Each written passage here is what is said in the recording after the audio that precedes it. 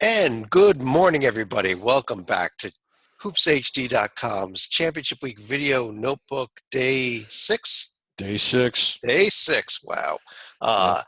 I'm your host, Chad Sherwood, joined by David Griggs, and down there we got John Stalik. John must have fallen asleep. And it's real unfortunate, too, because what was it, 277? And we're going to spend 5 to 10 minutes on all 277 teams tonight. Here we go. Yeah, something like that. Maybe not quite that much. But this is our Championship Week Video Notebook, where we go ahead and we go over some news and notes about items that occurred outside of conference tournaments. We review and preview conference tournament games from today and from Saturday and what's coming up on Sunday. We will update our survival board. And we always start out, though, with our newest feature, our mailbag. Oh, not the damn mailbag. John's not here. What if the questions are for him? Well, John's not here, but in fact, the first question was from him. It was from Billy from Syracuse, actually. But, David, I'm going to let you answer this one. Okay. Billy says that he saw a study on ESPN today that said that of the last 100 single bid conference tournaments, 63 of them were not won by the regular season champion.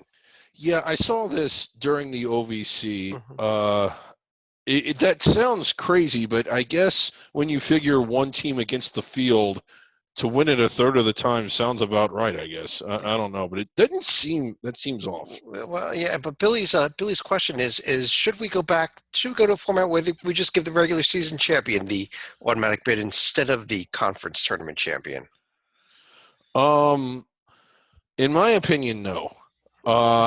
And there are pros and cons to it. One of the cons is there's something seemingly like intrinsically unfair about what happened to Belmont, for instance, where they blew through the league. They're clearly the best team. It's in the conference's best interest to get the best team in. Recently, that happened to Murray State, who I think didn't lose a single conference game all year until the championship in that same league. We saw it with Valpo last year. And that is a downside. But all in all, I think that the automatic bid is just one of the ways into the tournament. He woke up! Look at it. Good morning, John. Oh, Maybe. Boy. I don't know if we have a video for him, but yes, welcome. Blank screen, that is John Stalika. Maybe we can get a picture here soon. Well, go ahead, the reason I like it is because there's two ways into the field, and as you know, there's the automatic bid and the at-large bid, and there isn't anything predetermining that these are one-bid leagues. And we've seen it out of the Ohio Valley before. Murray State was a 6 seed one year. Belmont was 11, 2 lines above the first 4 that year. We've seen Middle Tennessee get an at-large bid. We've seen South Alabama get it. Gonzaga, Wichita State. So it isn't a foregone conclusion that they're going to be one-bid leagues. And if you want to protect yourself from that, play your way into the top 40.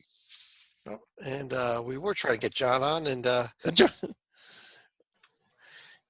we do have John on. In fact, John, good morning. We thought that you had fallen asleep on us, so I was letting David answer all the mailbag questions this evening. But welcome aboard. No, I was yelling at my TV screen because of the Valpo and the Milwaukee game. Well, yelling at your TV screen normally is very effective in changing results, so I definitely recommend it. But I do have one more mailbag question, and David, I was going to ask this one to you, and it may not make any sense to ask it to John, but maybe we could try that. I don't know. It comes from Alan from Nashville. He wants to know, why is it that you are always drinking such cheap Evan Williams bourbon? How about getting some good stuff? It's in glass. It's the cheapest thing in glass. He also follows up and says, David, do you have a top 3 bourbon brands out there? Well, that's a tough one. Well, yeah, because see, there's Evan Williams Dark, and then Evan Williams. Okay. Like the regular. So, Alan, David's theory is that the best bourbon is the cheapest one, I believe. In glass. Cheapest. Wouldn't that be Evan Fields? Evan Fields. Evan Fields, yes. Let's head to a little bit of news and notes. And actually, we could do a ton of news and notes tonight if we wanted to. I'll try to go through this pretty quickly. This was the last huge day of regular season action. A few games left in the American and the Big Ten tomorrow. But maybe I'll run through real quickly, almost like a mini Hoops HD report here. Big result out of the ACC. The biggest results actually were Wake coming up with a huge road win at Vodtech, Syracuse knocking off Georgia Tech, and North Carolina obviously beating Duke. Yeah. David, is it any of those results, or maybe like a game like Florida State beating Miami or Louisville beating Notre Dame today, have any major impact for you on what we're doing here next week? Yes. Well, Wake winning on the road, it was huge because it was a road win against a tournament caliber team, and it followed up their home win at Louisville.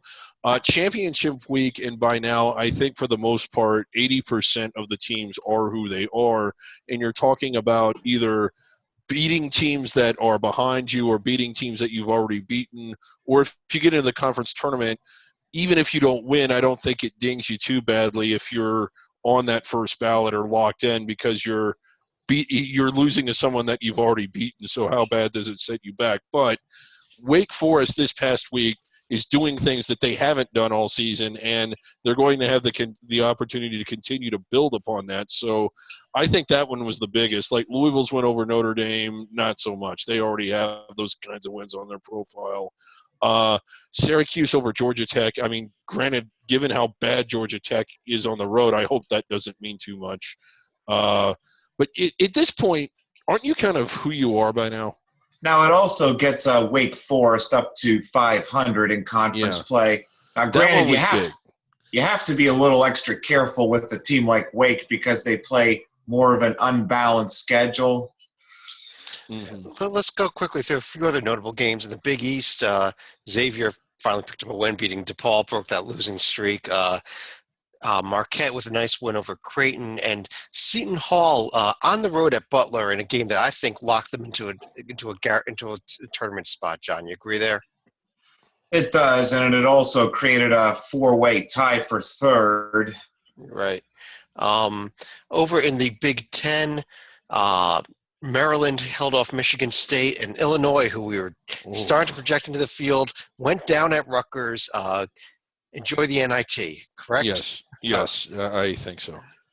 In the Big 12, obviously the big game was Kansas picking up the huge win at Oklahoma State, just another huge win, another cementing themselves right at the top of the bracket, potentially number one overall. I think they could miss the bus to the tournament and get a number one.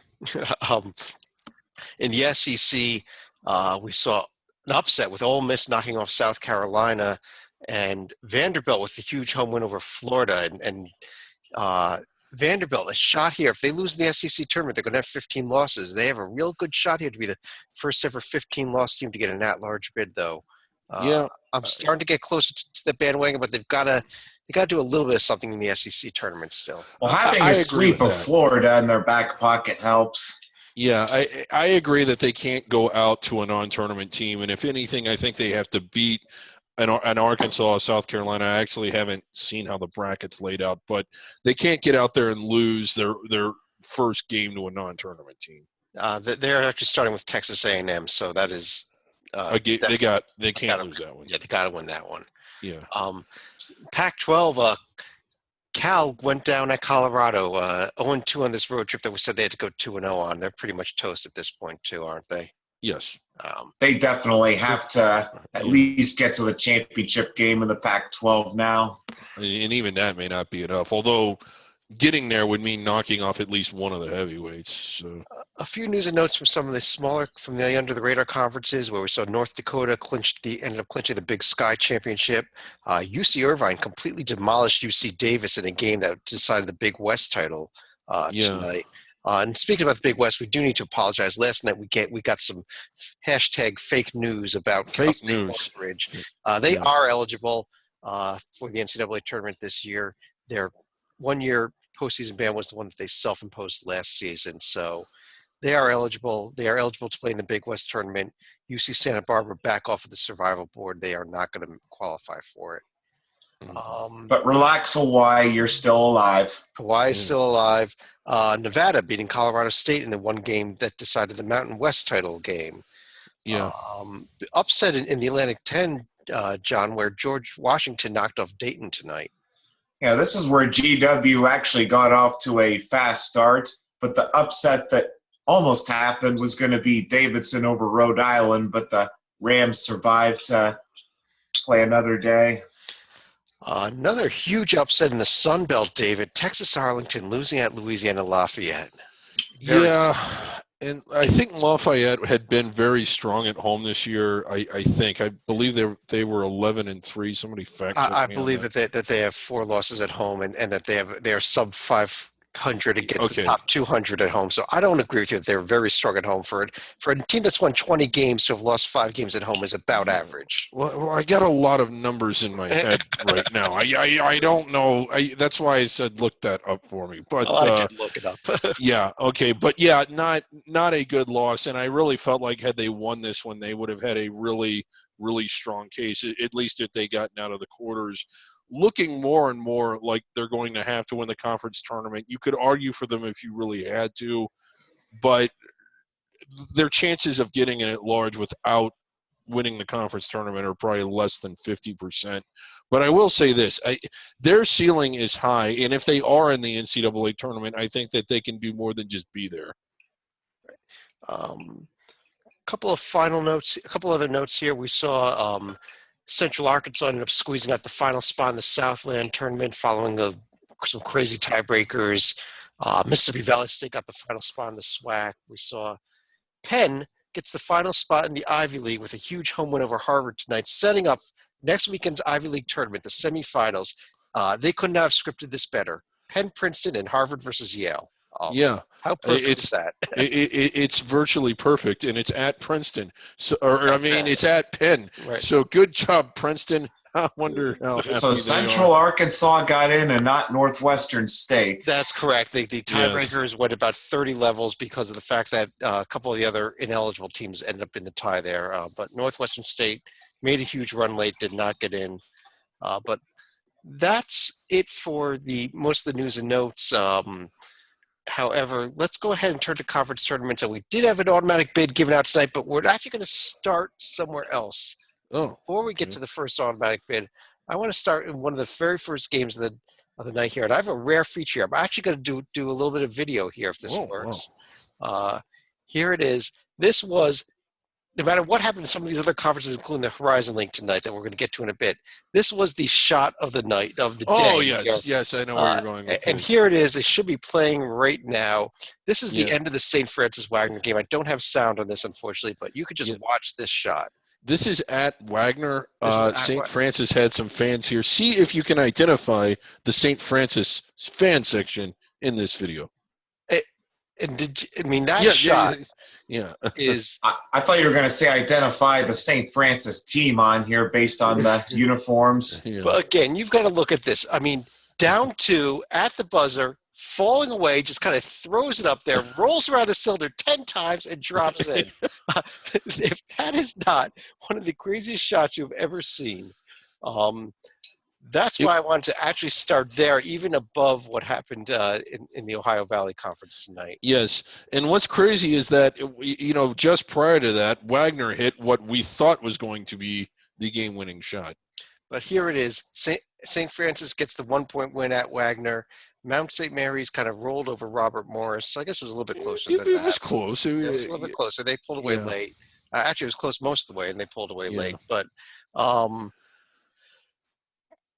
John, we got St. Francis at Mount St. Mary's. Last night, David said the title game would be Robert Morris at Wagner. I said it would be this one. So we now know who was right, don't we?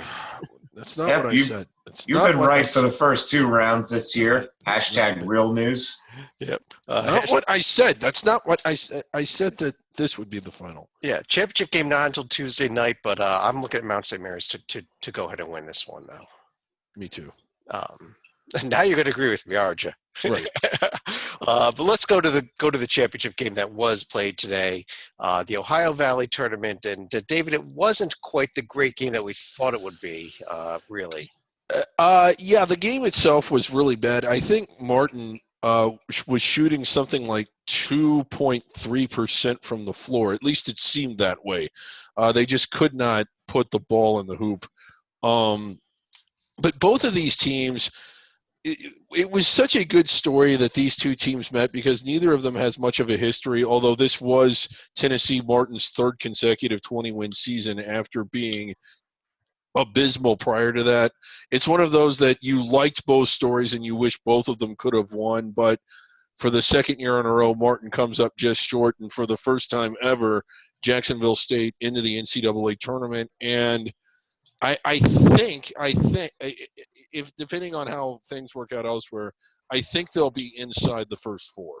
I know this is actually their 22nd year in Division I play, but they're still a relative newcomer, and therefore this is going to be their first trip to the NCAA tournament. Yeah, more than that, John. Like, I think 19 out of the 22 seasons have been losing seasons, so this is a special year for them, and big congratulations to them and Ray Harper back in the NCAA tournament. Ray Harper just finds ways to win these conference tournaments. It is amazing. He kept doing it in Western Kentucky, and here he is doing it in Jacksonville State again. And I would not be shocked if next year if this team finishes 5th or 6th and wins the OVC tournament again.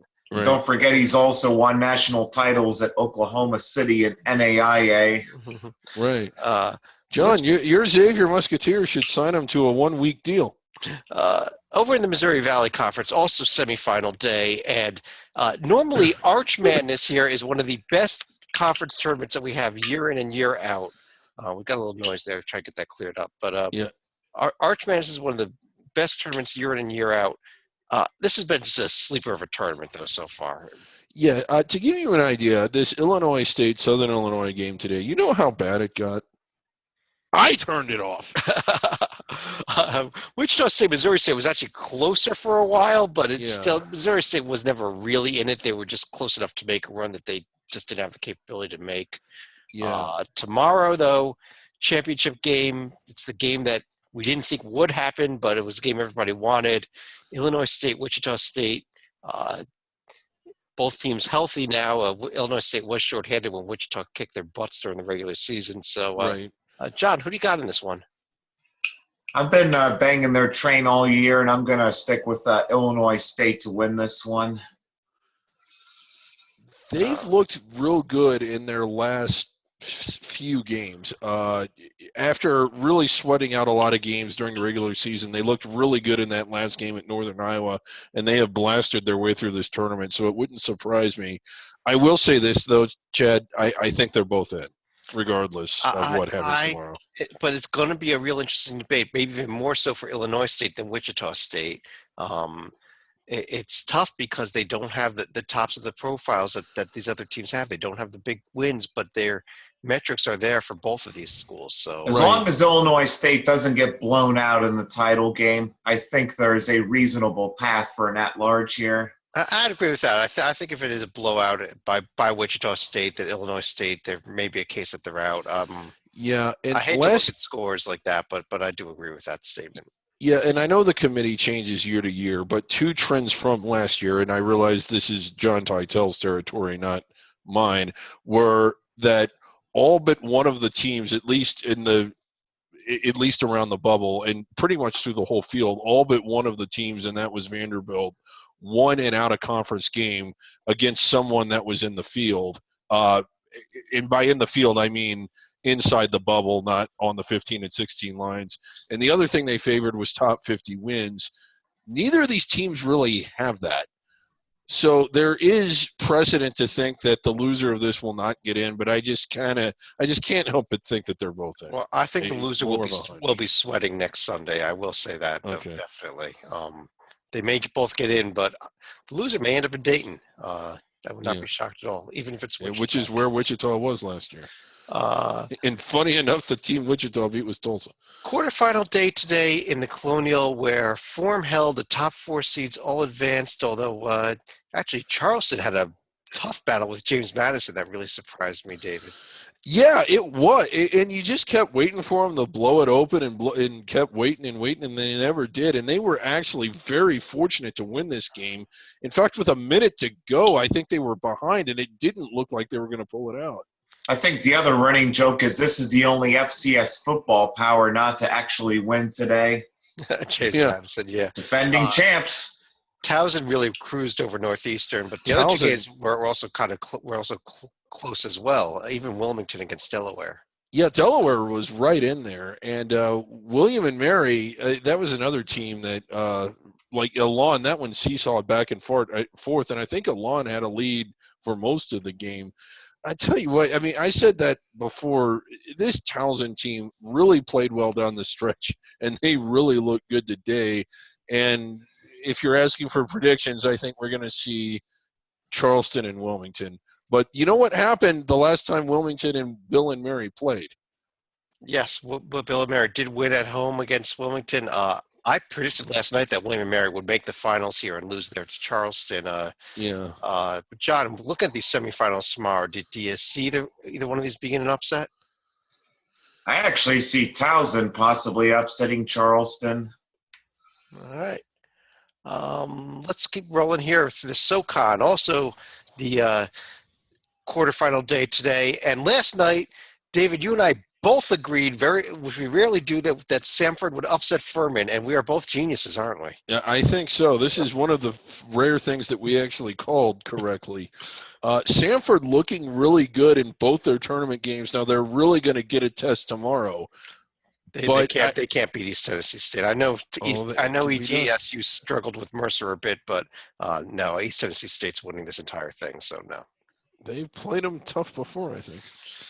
But yeah. John, Chattanooga, as we all said, did fall to Wofford today. They just this mock seems to fell apart late in the season. They've been put out of their misery. And now Wofford getting Greensboro, who really struggled with Citadel today. Yeah, that was remarkable. But yeah, I don't know what got into the Citadel, but man, they gave Greensboro a test. John, do you think Greensboro gets by Wofford tomorrow? Especially if they play the way they did today, I don't think they can. I still think they do. I mean, Citadel's been playing some inspired basketball of late. All right, let's swing over to the West Coast Conference. That hey, we thought we would have one close game, which we did, between Santa Clara and San Francisco, and I guess BYU, Loyola Marymount was a little bit closer than I thought it would be. And amazingly, Gonzaga and Pacific was a 2-point game at halftime. It ended up being a 32-point blowout. So I don't know what. Yeah, Gonzaga did not look good, but won by 32. Well, I mean, Portland was actually hanging around with St. Mary's for a while too. But tomorrow's an off day, being Sunday. Monday night we will have the semifinals. John, you want to call the Santa Clara Gonzaga upset? I do not. How about this St. Mary's BYU game? Can we see BYU knock off the Gales? There's a path for them to do that, but I'm still going to pick St. Mary's to win it. David? As will I. They handled them during the season, both games. I don't know. It's tough to beat a team 3 times in the season. It is. And BYU definitely has some talent there. Metro Atlantic Day, we saw the second 2 quarterfinals today with Siena taking care of Fairfield, Iona taking care of Rider, games that were really not very exciting, quite honestly. No, they were not. If you missed them, you didn't miss much. But the chalk has held just like the horizon. Well, we'll get to that later. We'll get to the horizon in a bit here. We're in the Metro Atlantic now, where tomorrow we've got semifinals. Monmouth, Siena, Iona, St. Peter's. I really think we're in for a pair of great games tomorrow. I do too, and Monmouth is really – now, when they played at Siena a couple of weeks ago, they won handily. They blew it open in the second half. But when they met at Monmouth just the other week, Siena was right in there. And Siena has been playing it very well down the stretch. You and I both at the beginning of the season liked them more than Monmouth, and were expecting them to finish first and maybe be flirting with the bubble. They were disappointing through November, December, and through much of conference play, but they are looking that part now. It wouldn't surprise me at all if they beat Monmouth, which, again, would be a shame considering how good Monmouth has been the last 2 years if they do not make the NCAA tournament, which they won't if they don't win this. Now, as far as the Hawks go, the health of Micah Seaborn is also going to be a question mark because he had to leave the game in the second half against Niagara. Yeah, I did not get an update on him today. We'll find out tomorrow, though, with that. John, the Iona St. Peter's game, I think you had said that you think Iona is going to win this one. Is that right? Yep, I'm sticking with that. All right. I agree with that one. I think it's Siena and Iona in the final. St. Peter's can be a tough team to beat. They play a much slower tempo than anybody else in the conference. They really slow the ball down, and it could, it's a different style of basketball than the rest of the conference plays, and that's why it could be a little tricky. But this is the third time they've played this year, so Iona should be able to win it if they really are the better team. Right. Summit League Day, and what a great day! We had the 1-8 and the 2-7 games, and we were not expecting much, but we had an amazing day in the Summit actually. Yeah, the Leathernecks.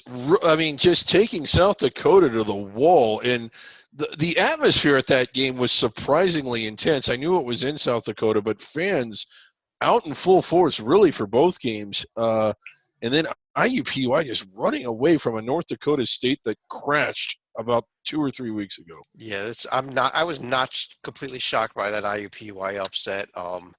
Western Illinois actually gave North Dakota State a real close game late in the season, so I wasn't that surprised that they played this well. But the top seed advanced, and tomorrow, John, we've got South Dakota State, Denver, and Nebraska Omaha against Fort Wayne. You seeing anything good in either of those games? Well, I called it last night, and I think Fort Wayne has a good chance to advance to the semifinals against their downstate neighbors in IUPUI. We got a great chance for a pair of awesome rivalry games in this. We actually do. It's set up for that. Yeah. Yeah. Fort Wayne and South Dakota State can win. That South Dakota State game that'll be crazy. That would be something. God, I hope that happens. That'll be must-watch TV Denver, Monday night. Yeah. Finally, last but not least, for the games that were played today, the Horizon League, and definitely not. Well, I guess maybe it is least if we look at the seed numbers that advance. Youngstown and Milwaukee have come close to doubling their win totals on the year-end conference in just about the last 27 hours or so. Let's talk about this Youngstown State win against Oakland, and one of the most amazing, I guess you kind of call it the rope-a-dope play there, is the way that they were describing it, where Cameron Morse, the star player for Youngstown, has the ball with 3 seconds left, down a point, and pretty much every single player at Oakland went to defend him. I think it was 1-on-5, leaving two guys wide open right under the basket. Presses it down to Jordan Kaufman, who gets the layup at the buzzer to win the game, with his teammate the only guy standing next to him. It was just a remarkable breakdown. I guess they thought that he was isolating himself and going up to the shot. He had over 30 points. He was the clear choice to take the shot, but right. But they just didn't defend anybody else. I mean, I don't know if they thought that they had cleared out or what, but as Lidel Vecchio had said, he wasn't even – it was so astounding that we weren't even sure Oakland had all 5 players on the floor. They did, by the way, but just a complete collapse. Yeah, the rope-a-dope, whatever you want to call it, it was – I still don't know what to make of that. It was. I think you should have asked if Youngstown State was playing with 6 guys like Lafayette did against Western Kentucky a few years back. Yeah, it still would have worked. I think they could have had 7 guys, and those 2 would have still been wide open all by themselves. The other game, though, Milwaukee and Valpo. Talk about bad basketball. This game was 16-12 Milwaukee at halftime. It's a bad game if one team scores 28 in the first half. Combined, they had 28 points in the first half. Yeah. Combined, they had 7 points in the first 10 minutes. It was 4-3 Milwaukee. Yeah, right. Milwaukee did end up pulling out the win over Valpo. Now, Valpo, without Alec Peters, was their first game without him since he went down with the season-ending injury. We're not too shocked that they lost, but I really thought they'd lose the next round. I just didn't think Milwaukee was that good of a team to even be able to beat a shorthanded Valpo team. At the end of the day, Oakland gets a guaranteed NIT invite out of it.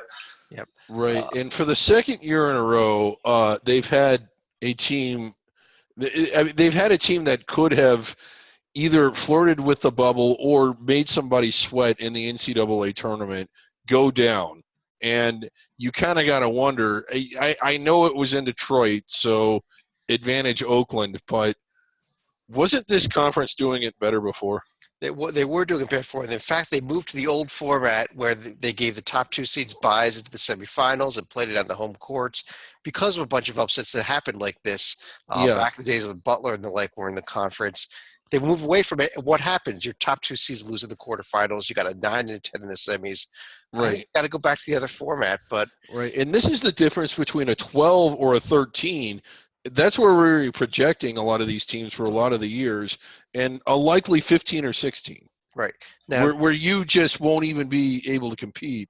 Nothing against who's left, but I mean, it wasn't inconceivable to think Oakland or Valpo before the injury, but I guess Oakland would have been able to beat a 4 seed. But if we're going purely by computer numbers, Northern Kentucky would rate better than Green Bay. Yeah. Right. And John, I was going to ask you, we've got these 2 games tomorrow, the other 2 quarterfinals. Clearly, Wright State Northern Kentucky game should be a real fun one. But how about UIC? Could they upset Green Bay? They're a lot improved from last year because they were also a fringe centenary candidate midway through last year. But I still think Green Bay is going to pull that one off. And I still have NKU winning this tournament. It was my pick before the tournament started, so at least that's still alive. And beating Wright State a 3rd time is going to be difficult. Yep. Right. That's it for the games that were played today. We do have 3 other conferences in action tomorrow that we want to get to. We'll begin with the championship game in the Atlantic Sun. North Florida at Florida Gulf Coast, 3 o'clock there on ESPN. It's going to be great atmosphere. Yeah, this should be a real fun one. The top 2 teams in the last couple of years here in this conference. North Florida had a rough season but bounced back late and made it to the championship game. Can they win at Gulf Coast, David? They can. I don't think they will, but it wouldn't completely shock me. And let me see, if North Florida does win, and I know I asked this last year and I think the year before, is this it for Matt Driscoll at North Florida?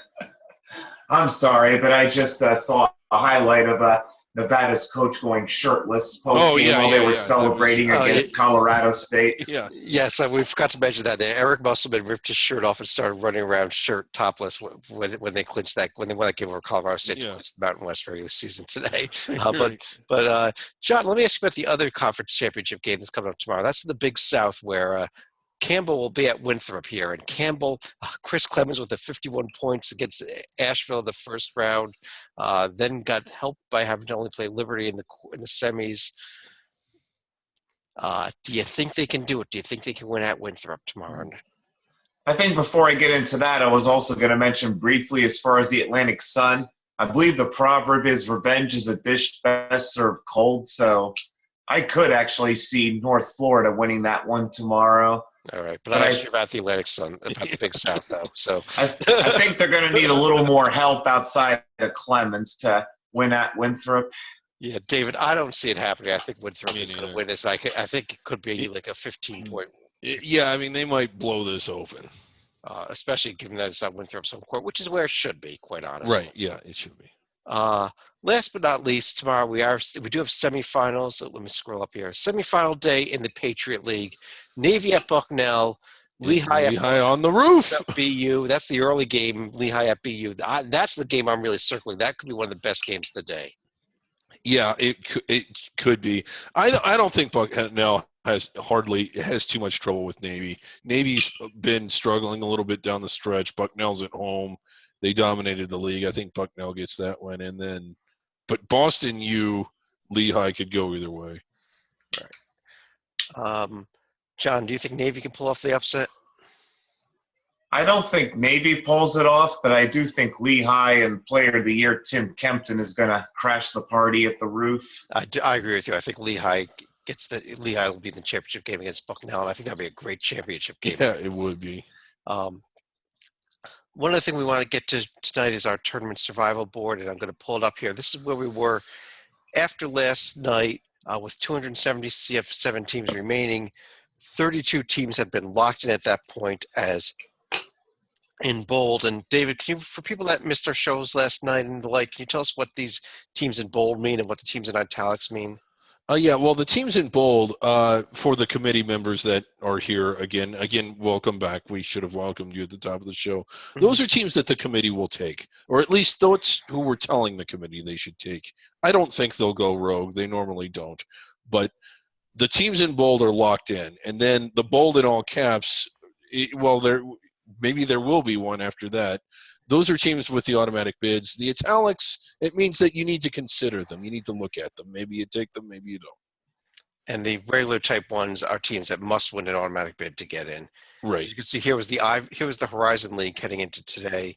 8 teams alive there, including teams like Oakland and Valpo. Their only way in was an automatic bid, so by losing, they're going to fall off the list entirely. Right. So what about Texas Arlington, given their result for tonight? Yeah, well, they were in italics as a potential. Let's go down here, actually. They were in italics heading into today as a potential under consideration team. We did actually discuss them. We are going to leave them in italics for now. Let's see what happens the next week or so, but I think it's next to impossible at this point, but I'm not going to say it's 100% impossible. So let's go ahead and move up here. 277, see what happened as a result of tonight's games. It was a busy drum roll, please. Maybe, and there it is, 249 teams. We lost 28 teams today. And I don't think there's a single day where we lose more than that. So it's going to be Wednesday or Thursday next week where a lot of teams come off. Right. But if you see here also, we have also moved from 32 teams that were locked in to 35. The reason for that is based on the results today, both Seton Hall and Arkansas, we have determined our locks to make the field. The committee must take them no matter what. So committee members remember that. And the 35th team was, let's scroll down here to the Ohio Valley Conference, where we have our first bold in all caps team, Jacksonville State. Committee, you must take them as well. Right. Need to take them.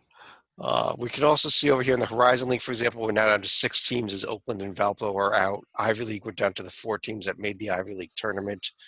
And the Missouri Valley, both teams are in italics. So one of these teams tomorrow that loses won't actually come off the board, though, David, correct? Correct. Neither one of them will. Well, one of them will become bold in all caps, though. Right, yeah. And if Illinois State wins, Wichita State will sweat a little. If Wichita wins, Illinois State will sweat a little more. Let's go ahead and pull this down here. Let me run through any other thoughts for the evening. And John, let me start with you. I probably should have listened to some of my own advice on Twitter and not operate heavy machinery while watching that Milwaukee and Valpo game. Good one. And David. My final thought is bed. Bed is a good one. I have 2 quick comments, though. First of all, take a look at the conference tournaments tab. We did get that updated tonight. All the conference tournaments are on there, and you can see all the brackets on there on our website, hoopshd.com. And we did update. Oh, sorry. I should have said that. We updated the bracket, sort of, on the bracket tab. Oh, yes, the bracket tab. That bracket, our consensus bracket was updated to account for some of the changes in these single bid conferences. And one final note is that Alabama A&M lost their final regular season games today. They will not qualify for the SWAC tournament. As a result, they are in the clubhouse now with a great shot at winning our Centenary Award for the worst team in D1. There may be an argument still for North Carolina A&T. A&T still has a game coming up Monday night in the MEAC tournament, so we'll see what happens with that one. But my vote right now is Alabama A&M. But and I think Wednesday night when we get our ballots in and we kind of have the trial run of Skype, I think they will be declared almost certainly Alabama A&M will get the Centenary. Yes, but I think we also have to shout out to Grand Canyon, who won their regular season finale at Bakersfield. Yes, they'll probably get a call to the CIT, but this was definitely a high note to the regular season. Yeah, they've made 3 straight CITs. They should be back in one more time in next season into the NCAAs. But on behalf of John Salika and David Griggs, I want to thank you all for joining us. We'll be back again Sunday evening or early Monday morning with another video notebook. And until then, keep watching the games and keep enjoying them.